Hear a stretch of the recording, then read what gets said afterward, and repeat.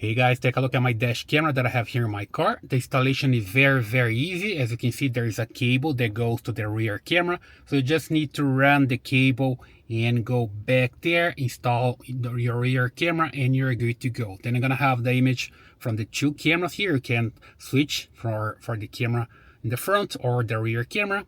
And there's also here a USB connection, USB-C, that connects to the cigarette lighter, or you can connect to your fuse box. Here you see the GPS module, so you can monitor your camera using a map. Let's see here on my cell phone. There we go. So basically here I have my cell phone with the image of the camera, and as you can see, I have a map that shows everything that's going on here. When I click here, see a map, and here's my location. All right.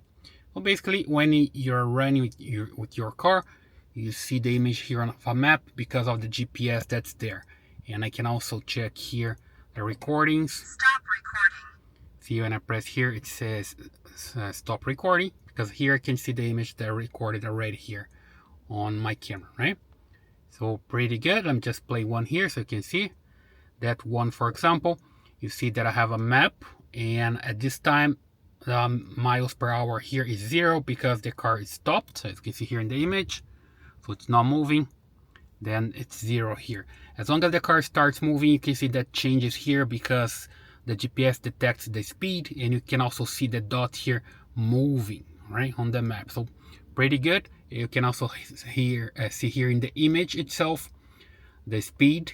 There we go. It's changing right now because the car is moving, and you see the dot here moving as well. So you have the location when you're playing back your video, and also you have the location here on the video itself. We have that in the map and in the video itself. Okay, and the image is pretty good as well. You see here the quality, very good. It's a high resolution camera, 4K camera, so you have high quality image here working pretty fine, right? So there we go. You can get yours on Amazon. I highly recommend it.